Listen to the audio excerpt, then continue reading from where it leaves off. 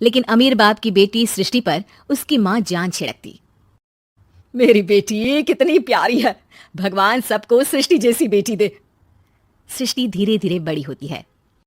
एक दिन सृष्टि की सहेली कहती है, तू दिखने में कितनी अजीब सी है, लेकिन मैं जानती हूँ हम सब में सबसे अच्छी शादी तो तेरी ही होगी। तेरे पापा अमीर जो हैं। और बता नहीं सकते यार, दहेज तो हर कोई देता है, ये क्या ज्यादा ले जाएगी अपने पति के लिए?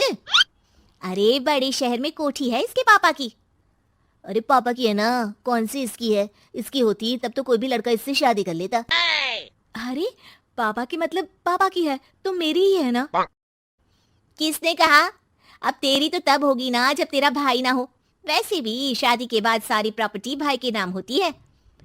सृष्टि समझ जाती है कि उसे किसी भी हालत में माँ बाप की सारी प्रॉपर्टी को अपने नाम करना है, लेकिन कैसे? एक दिन सृष्टि का भाई शीनू कहता है, बहन क्या कर रही है? तुझसे एक बात करनी है। अरे हाँ हाँ करना, मैं तो तेरी बहन हूँ। बहन मेरी लाइफ में ना एक लड़की है, बहुत अच्छी है। मैं सोच रहा हूँ माँ और पापा से बात करूँ शादी के लिए। सृष्टि को समझ में आ जाता है कि भाई की शादी होते ही भाभी उसे एक दिन भी घर में बर्दाश्त नहीं करेगी। क्या बात है भाई, बताना कौन है वो? यार वो बहुत अच्छी लड़की है, पढ़ी लिखी है, मेरे साथ जॉब भी करती है। बस एक प्रॉब्लम है। प्रॉब्लम? क्या प्रॉब्लम है भाई? यार वो शादीशुदा है, लेकिन उसके पति ने उसे सिर्फ इसलिए छोड़ दिया क्योंकि उसके माँ बाप दहेज नहीं दे पाए। सृष्टि ये सुनकर न जाने क्यों खुश हो जाती है। अरे भाई तो क्या हुआ, लड़की तुझे तो पसंद है ना? शीनू को लगता है कि बहन उसे समझ रही है। वो इस बात से अनजान होता है कि उसकी बहन की मंशा पूरा घर हड़पने की है।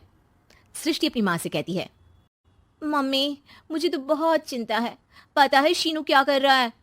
अरे क्या कर रहा है, वो तो काम पर जाता है और वापस घर आता है। नहीं ना माँ, वो यही तो नहीं कर रहा, बाकी सब कर रहा है। आपको पता है उससे प्यार है, और वो भी एक शादीशुदा लड़की से। ये क्या हो गया?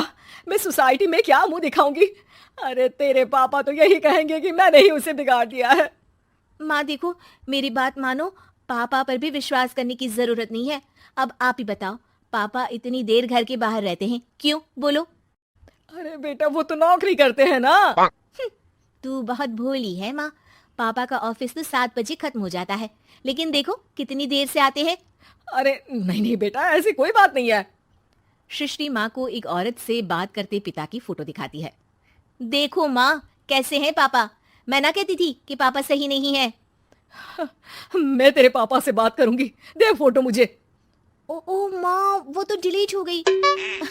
लेकिन चल, तूने तो देख लिया ना, पापा से बाद में बात कर लेना, और हाँ मेरा नाम बिल्कुल मत लेना। हाँ माँ। अब क्या था, सृष्टि के माँ और पिता के बीच झगड़ा होना शुरू हो जाता है। सृष्टि के मन में क्या चल रहा था कोई नहीं जानता था। एक दिन, माँ सृष्टि के लिए एक लड़का देखा है, वो लोग शाम को उसे देखने आने वाले हैं। और हाँ माँ, एक खुशखबरी, मैं और पापा मिलकर एक नया बिजनेस ट्राई कर रहे हैं। शाम को लड़का आता है, सांवले रंग का। सृष्टि को तो बिल्कुल भी पसंद नहीं आता।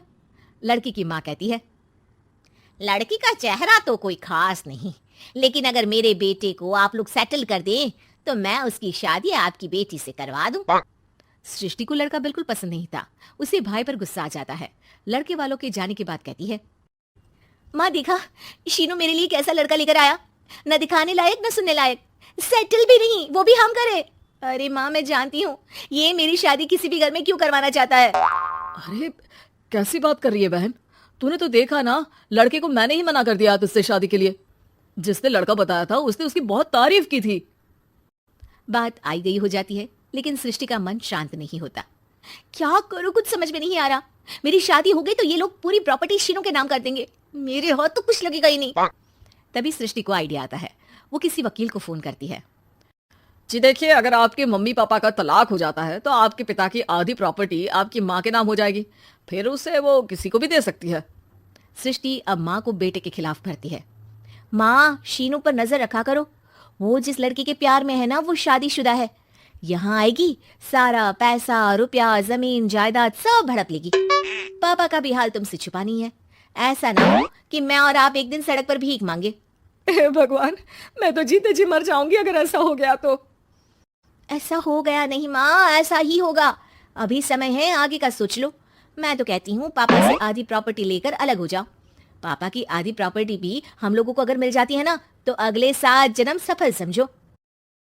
बेचारी माँ बेटी के कहने पर पति से तलाक लेकर अलग हो जाती है। सृष्टि अब पैसों से गाड़ी और अपने दूसरे महंगे शौक पूरे करने लगी। उसके दोस्त भी उसके पैसे इस्तेमाल करते। सृष्टि, कल तुम कहाँ थी? मैं सारा दिन घर पर अकेली थी। तो मैं क्या करूं? मैंने ठेका तो नहीं लिया है ना तुम्हें संभालने का। माँ को सृष्टि से ये उम्मीद नहीं थी। वो बैठकर रोने लगती है। वहीं उसका पति यानी कि सृष्टि के पिता आ जाते हैं।